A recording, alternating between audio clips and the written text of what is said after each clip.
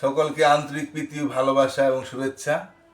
আর ছোট ছোট সোনামণিদের প্রতি আমাদের আরও আন্তরিক ভালোবাসা এবং শুভেচ্ছা। এবং তোমরা সকলে আশা করি ভালো আছো আর ভালো থাকো, সেই কামনাই করি। আমি আগে আমার কাছে এখনো বই নেই, তাই আমি বইয়ের পাঠ দিতে পারছি না। তা আমি নিজের থেকেই পাঠ দিচ্ছি। অর্থাৎ আমি আগে বলেছি তোমাদের, যোগ বিয়োগ গুণ ভাগ যদি কোনো ছাত্র শিখতে পারে, তাই সে কখনই অঙ্ক দক্ষ থাকবে না, দুর্বল থাকবে না। আর এই যোগ বিয়োগ গুণ ভাগ শেখার পদ্ধতি আমি অতি সহজে তোমাদের শিখিয়ে দেবো। ভাগ অঙ্ক হয়তো একটু কঠিন, কিন্তু ভাগ অঙ্ক তোমাদের কাছে খুব সহজ হয়ে যাবে। তা আমরা এখনো তো ভাগে যাইনি, এখন আমরা যোগ অঙ্ক শিখবো আজকে। যোগ অঙ্ক শেখার ক্ষেত্রে তোমরা হয়তো 1-2-তে কিছু ধারণা পেয়েছ। আজকে আমরা তৃতীয় শ্রেণীর অঙ্ক, যোগ অঙ্ক কীভাবে করতে হয়। আর যদি কেউ অঙ্কে একটু দুর্বল থাকো, আমি ইতিমধ্যে 1 এবং 2 দুটি গণিতের যোগের ধারণা দিয়েছি। তোমরা যারা একটু দুর্বল আছো তারা ওই দুটা পার্টকে একটু দেখতে পারো। আর যারা ভালো ছাত্র তাদের হয়তো সেটা না দেখলেও চলবে। এখন আমি তোমাদেরকে প্রথম দিনে আমি গণিতের যোগের ধারণা দিচ্ছি। শ্রেণী আমি তৃতীয় শ্রেণী পাঠ দেব। তৃতীয়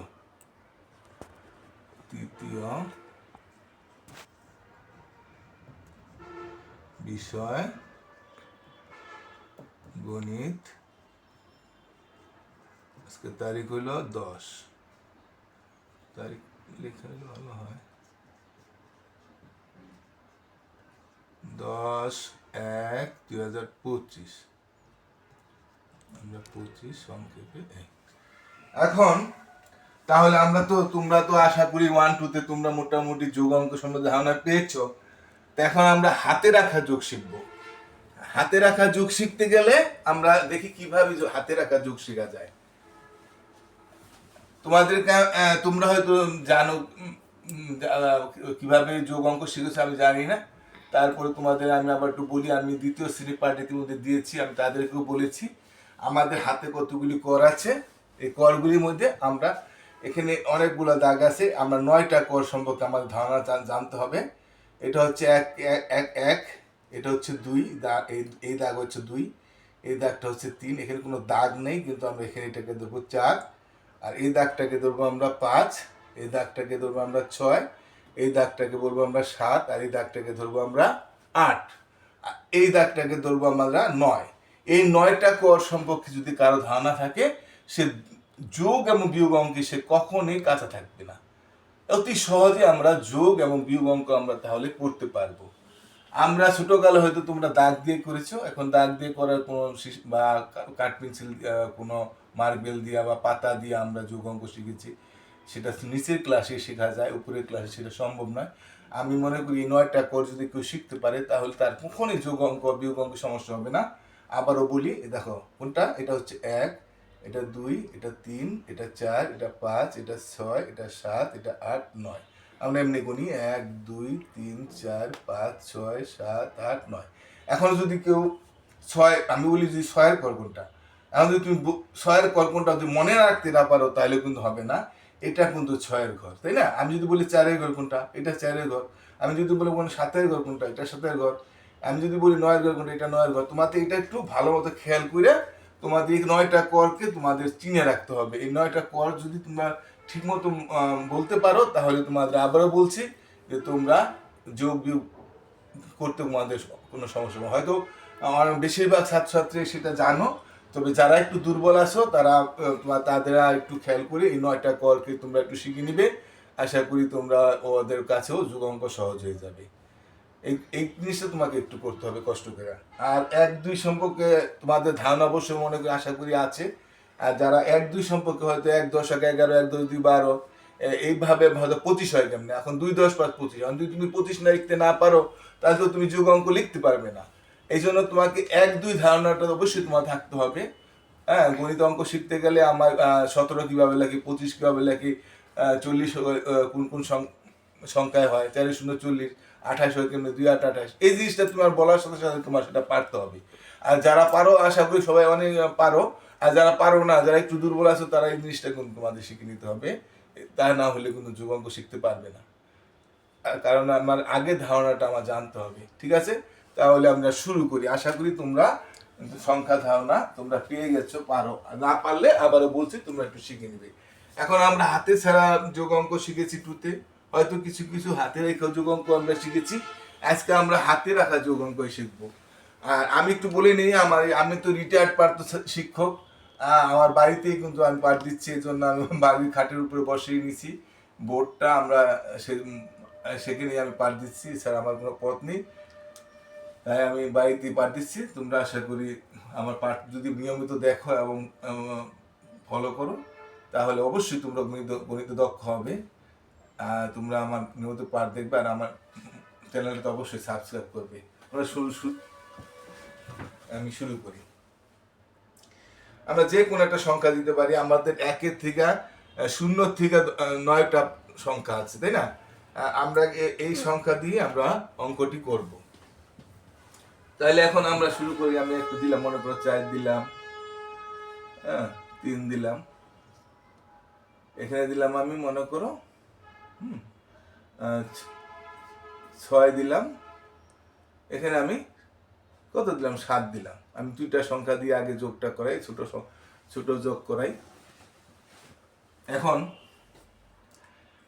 তারপর আমি তার আগে একটু তাহলে ধারণা দিয়ালি, এর মনে করে 2 আছে, এখানে 4 আছে, এখানে 3 আছে।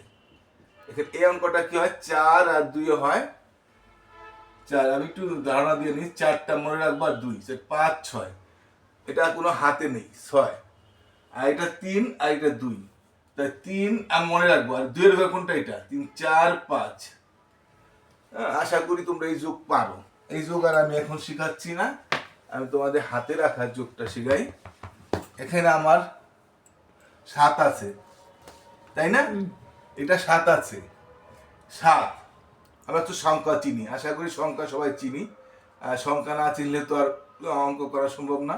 যারা চিনো না, একেবারেই দুর্বল, তারা অবশ্যই সংখ্যা চিনে নেবে। আশা করি থ্রিতে অঙ্ক সংখ্যা না চেনার কথা নয়। তবে যারা 25 লিখতে পারো না, বা 30 লিখতে পারো না, বা 22 লিখতে পারো না, একে 100 পর্যন্ত ধারণাটা একটু কম আছে, তারা সেটা অবশ্যই, আবার বলেছি, তোমরা সেটা কিন্তু অবশ্যই শিখে নিতে হবে। এখন 7 আর 3 এটা সহজ অঙ্ক। তারপরে আমি তোমাদের ছোট থেকে শুরু করি। এই 7টাকে আমি মনে রাখবো, এই 7টা আমার আর গণার দরকার নেই। এরপর 3 আছে, আমি 3 পর্যন্ত, আমরা জানি কর হলো আমার 3-এর করে। এটা আমি আগে বলছি, তোমার কর সম্পর্কে ধারণাটা থাকতে হবে। তাহলে এই 3-এর কর আমি 7টা মনে রাখছি। 7-এর পরে গুনবো, 7 8 9 10। 7-এর পর 3 হয়, 7-এর 3-এর ঘর। 7 কিন্তু আর করবো না, আবার কোনো 7 8 9, তাহলে ভুল হয়ে যাবে। 7-এর পরে গুনতে হবে। যে সংখ্যাটা আমি মনে রাখবো সেই সংখ্যাটাকে আর বলা যাবে না, সে পরের সংখ্যা বলতে হবে। 7 8 9 10। তাহলে 10 আমরা কিভাবে লিখি, 1 দিয়া একটা ডান ধারে 0 দিই, এই 10। এই 10কে আমরা এখানে বসাতে পারবো না, এই 10কে আমরা বসাতে পারবো না। আমরা কি করব, ডান ধারের সংখ্যাটাকে বসাবো। হ্যাঁ, ডান ধারের সংখ্যা কত আছে, 0 আছে। এই 0টাকে আমরা এখানে বসাবো। আর 1 কি করব, এই 1 মানে কিন্তু 1 দশক। এটা হচ্ছে এককের ঘর, এটা হচ্ছে দশকের ঘর। এটা তোমাদের একক দশক শতক সম্পর্কে তোমাদের আরো ধারণা আমি দিব, ওই সময় তোমরা আরো ভালোভাবে জানতে পারবা। এটা হলো এককের ঘর, মানে ডাইনদের সংখ্যাটা এককের ঘর, তারপরে সংখ্যাটা দশক, তারপরে আবার সংখ্যা থাকলে এটা শতক হতো। যাই হোক, আমরা এখন এখানে কোনো সংখ্যা থাকার বাধারে সংখ্যা থাকে একক দশক, অর্থাৎ এই এক হইলো আমাদের দশক, অর্থাৎ এই এক দশক হাতে রইলো। 1 দশক হাতে রাখলো, যদি তোমাদের ধারণা ভুল হয় তো মনে করবো আমার 1 হাতে রইলো। এই একটা আমি পরে এই দশকের ঘরের সাথে যোগ করবো, যেহেতু দশক হাতে রয়েছে, এই দশকটা আমরা এখানে নিয়ে আসবো। তাহলে আমরা যদি এটাকে 1 দশক বলতে পারি, 1 বলতে পারি। 6 আর 4 কত, 6-এর পরে আর 4 পর্যন্ত গুনবো। 6 7 8 9 10, এটা 4-এর ঘর আমরা জানি। আমি আবারও বলছি, কর কোনটা কয়ের ঘর সেটা তোমাদের জানতেই হবে। তাহলে এই 6টাকে আমরা মনে রাখলাম, আর 4-এর ঘর 7 8 9 10, 7 8 9 10। তাই 10, কিন্তু আমার হাতে একটা 1 দশক হাতে ছিল, অর্থাৎ 1 হাতে ছিল। তাহলে এইখানে কিন্তু 10 মানে 10 দশক হয়েছে আর কি।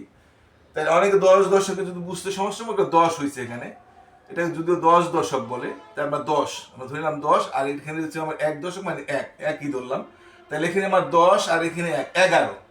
এখন আমি 11 লিখবো। এখন আমরা অনেকে লেখে 11, যেখানে লিখলাম। এই লেখাটা কি ঠিক হলো? এই লেখাটা কিন্তু ঠিক হলো না। ঠিক মানে 11 লিখছি, কিন্তু এখানে আমি 1 নিয়ে আসছি। অনেকে দেখছে আমি আমার জীবনে যখন প্রাথমিক শিক্ষা, অনেকে ভাবে লেখা হয়, অনেক টিচার হয়তো বা অনেকে হয়তো খেয়াল করে না, কিন্তু এটা কিন্তু ঠিক না।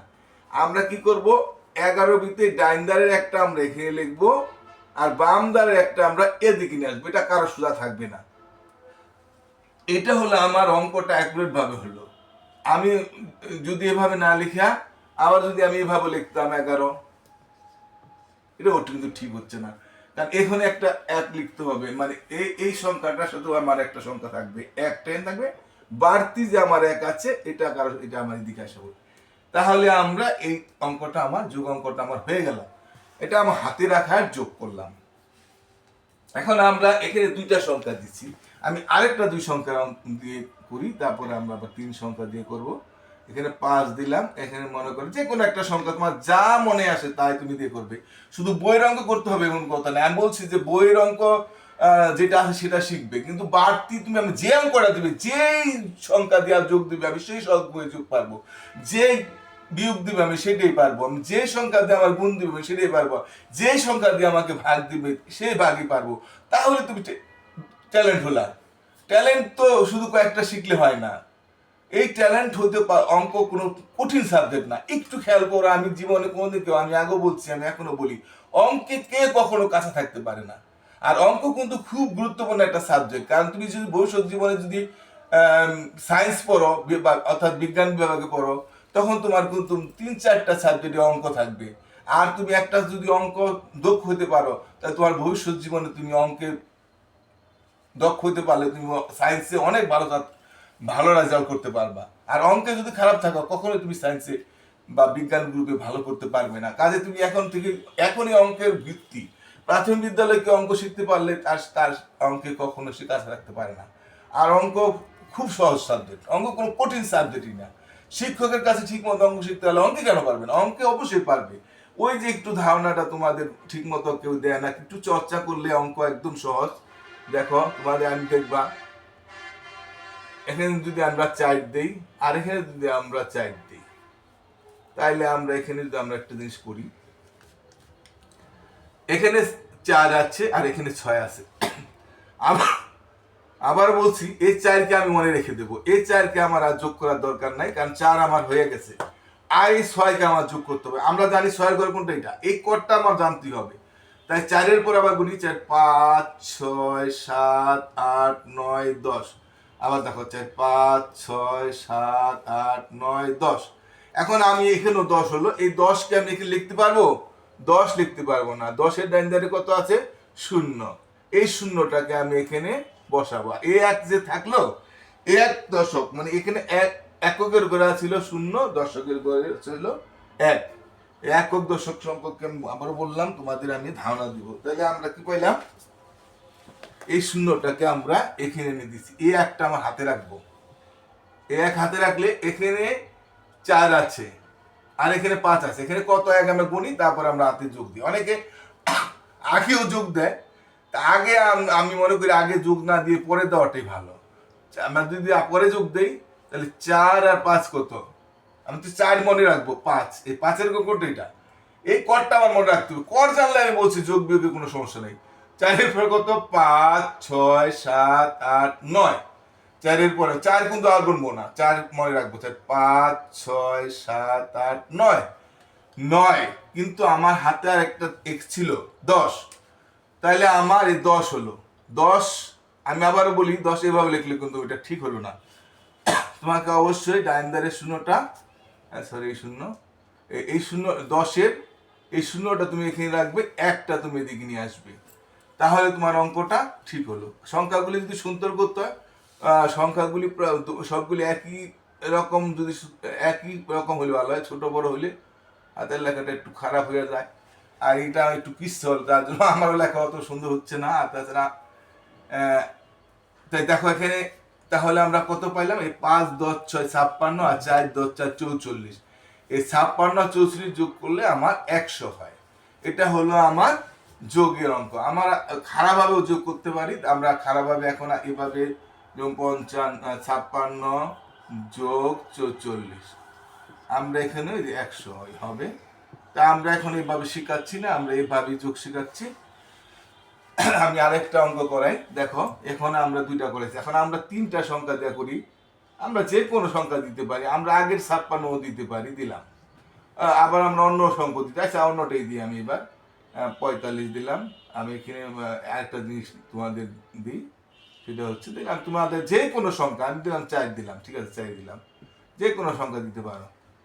এখন 4, এই তিনটা সংখ্যা আমরা এবার দুই সংখ্যা করেছি, এবার আমরা 3 সংখ্যায় যোগ করতেছি। দেখো একই কিন্তু কোনো কঠিন নাই। যেমন এটা 2 বার যোগ করি, এটা আমরা 3 বার যোগ করব।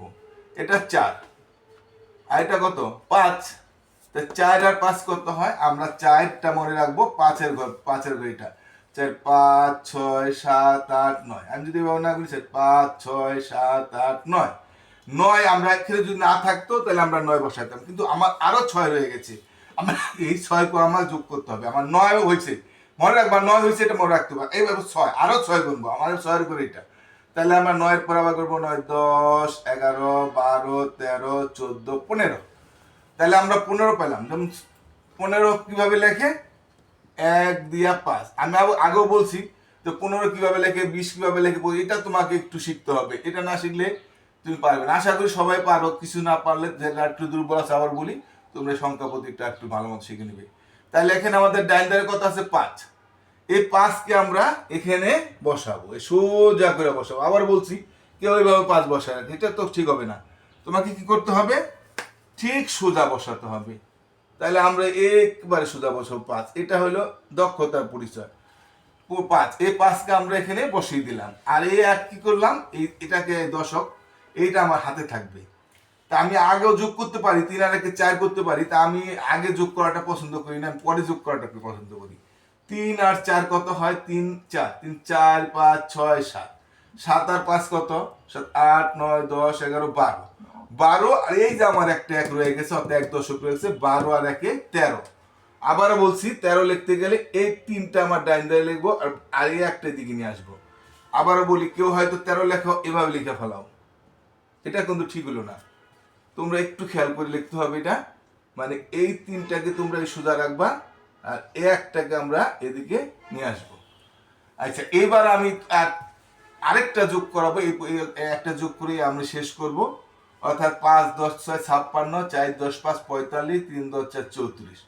অর্থাৎ এখানে আমরা 56, 45, 34 যোগ করলে আমার 135 হয়। আচ্ছা এটা আমরা এখানে কত লেখে বা একক দশক সম্পর্কে ধারণা নিলে 125 লেখে কেমনে, 25 লেখে, 225 লেখে কেমনে, বা 4005 লেখে কেমনে, সেটা আমরা পরবর্তীতে আমরা একক দশক শিখালে সেটা জানতে পারবো। আমি আরেকটা অঙ্ক করব আজকের মতো। আমি 4 দিলাম, একটা 0 দিলাম, 6 দিলাম, 5 দিলাম, 3 দিলাম, 7 দিলাম। আচ্ছা আচ্ছা আমি 7 দিলাম না, আমি এখানে 2 দিই, তাহলে আমি একটা সহজ নিয়মের অঙ্ক করতে পারি। এই শূন্যটার কিন্তু কোনো মূল্য নেই, তাহলে এখানে 5 আর 2 যোগ করলে কত হয়, 7 হয়। তাই 7 কিন্তু একটা সংখ্যা, 1-এর থেকে 9 পর্যন্ত কোনো সংখ্যা থাকলে হলে আমাদের হাতে থাকে না, এটা আমি আগেও তোমরা শিখছো। তারপর আমি একটু ধারণা দিলাম, এখানে এই 7 দিলাম, তাহলে আমার এটা কিন্তু কোনো হাতে থাকলো না। হাতে না থাকলে আমি এখানে যা আছে তাই হবে। এটা 3 মনে রাখলাম, আর 6, তো 6-এর ঘরে কোনটা, এটা আমরা জানি 3, 4, 5, 6, 7, 8, 9, 3, 4, 5, 6, 7, 8, 9। আমি আবার বলছি কটটা মনে রাখতে হবে, 9, 9টা আবার রাখলাম, 9 আর 5, 4, আবার 4-এর ঘরটা 10, 11, 12, 13, 9, 10, 11, 12, 13। আবার বলছি 3টা থাকবে এখানে, একটা এখানে এসে, এটা কিন্তু এই ধারের সংখ্যা এখন হাতে থাকে না, এটা মধ্যে হাতে আসিল, তাই না?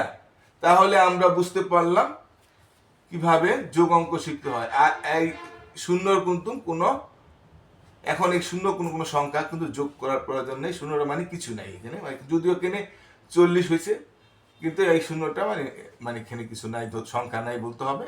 এই তাহলে আমরা কিছুটা যোগ অঙ্ক সম্পর্কে আজকে মোটামুটি ধারণা পাইলাম। হ্যাঁ, আজকে যে যোগ অঙ্ক ধারণা পাইছে, আশা করি তোমরা যোগ অঙ্ক সম্পর্কে তোমরা টুতে কিছু শিখছিলে, আজকে একটু ভালোভাবে শিখলাম। আমার পাঠটা যদি তোমরা নিয়মিত দেখো, আশা করি তোমরা অঙ্কে দক্ষ হবে। তাই সবার কাছে অনুরোধ, তোমরা নিয়মিত আমার পাঠ দেখবে এবং আমার চ্যানেলটা সাবস্ক্রাইব করবে। এবং যারা আমার চ্যানেলটা এখনো কেউ দেখে নাই, যাদের চোখে পড়বে, আশেপাশে তোমাদের যারা ছাত্রছাত্রী ভাই বোন আছে তাদেরকে বলবে, বা তাদের বাবা মা বা অভিভাবককে বলবে আমার চ্যানেলটা যেন একটু দেখে। এবং শিক্ষক হিসাবে আমার একটা দাবি, তোমরা শুধু চ্যানেলটা একটু সাবস্ক্রাইব করবে। আর তোমরা যদি বেল আইকনটা টিভি দিয়ে রাখো, তাহলে হয়তো আমি নতুন পার্ট দিলে ওই বেল আইকন টিভি দেওয়ার সাথে সাথে তোমাদের কাছে ইনফরমেশন চলে যাবে এবং তোমরা সেই পার্টটা সহজেই দেখতে পারবা। তাই বেল আইকনটা টিভি দিয়ে রাখবে। আর লাইক যদি কেউ শেয়ার করো আরও খুশি হয়। লাইক কমেন্ট শেয়ার অবশ্যই করবে। কমেন্ট করতে আমার কাছে আরও ভালো লাগবে, আমি আরও উৎসাহ পাবো। তাই তোমরা আমার নিয়মিত পাঠ দেখতে থাকো, আশা করি তোমরা অঙ্কে দক্ষ হবে। আজকের মতো এখানে বিদায় নিচ্ছি। সবাই ভালো থাকো। বিদায়।